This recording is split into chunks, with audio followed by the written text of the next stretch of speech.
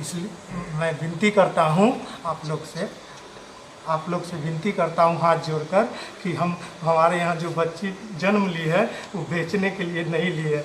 मैं चाहता हूँ कि हमारी दोनों बच्ची मेरे पास आए, मैं उसे देखभाल करूँगा, सारा खर्च ही करूँगा और मैं इन लोगों से बहुत दूर चला जाऊँगा।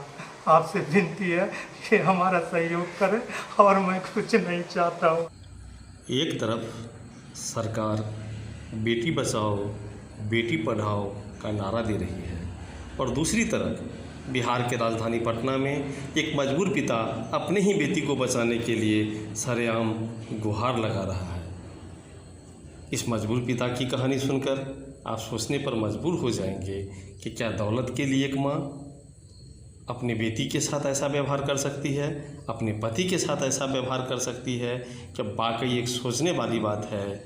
इस मजबूर पिता की कहानी की कोई आधिकारिक पुष्टि नहीं हुई है, क्योंकि इसमें कोई एफआईआर या कुछ इस तरह की बात हमारे चैनल को पता नहीं चला है। पर उस मजबूर पिता ने जो कुछ भी लाइव देश को बताया वो आपको सोचने पे मजबूर कर देगी। आइए हम सुनते हैं एक मजबूर पिता की कहानी उन्हीं की जुबानी। मैं पटना का रहने वाला हूं और हमारी शादी 2001 में एक पॉलिटिकल व्यक्ति के यहाँ हुई है, जिनसे हमारा संबंध 2 साल के बाद ही हमने उनसे दूरी बना ली। उसके बाद हम अपना परिवार लेकर हंसी खुशी अपना व्यापार कर रहे थे। 2014 में हमने अपनी पत्नी के नाम से ज़मीन लेकर मकान बनाया और 2016 में कंप्लीट करके पूजा पाठ करके मैं उसमें गृह प्रवेश करके प्रवेश कर गया। उसके बाद 2017 में हमारी पत्नी के द्वारा कुछ खुलासा हुआ।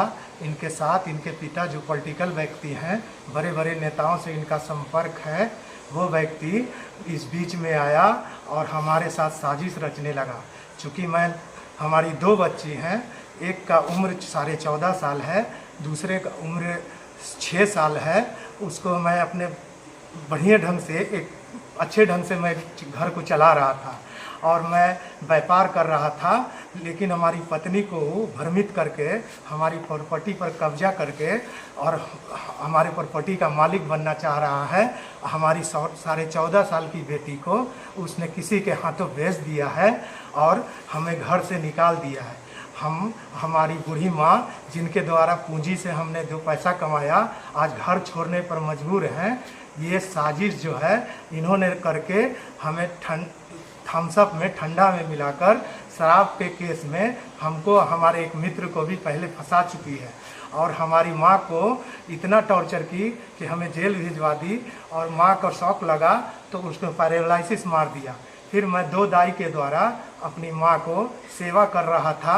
उसी दरमियान मेरी माँ को बार बार खाना खाती थी तो वहाँ पर उनको थाली रखने के लिए कहती थी, जबकि चलने की वो स्थिति में नहीं है।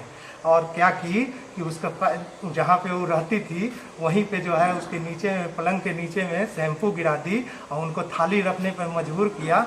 उनका कमर टूट गया। मैं हॉस्पिटल लेकर वहाँ पर गया। उसके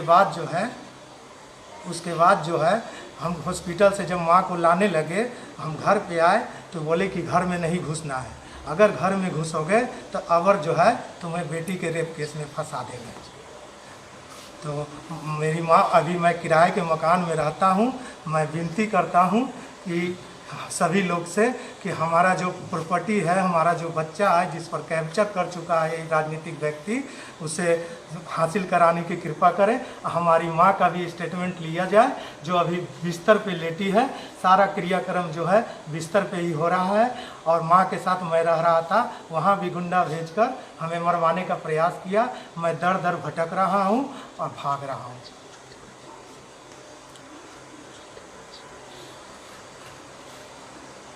इसलिए मैं विनती करता हूँ आप लोग से विनती करता हूँ हाथ जोड़कर कि हमारे यहाँ जो बच्ची जन्म ली है वो बेचने के लिए नहीं ली है।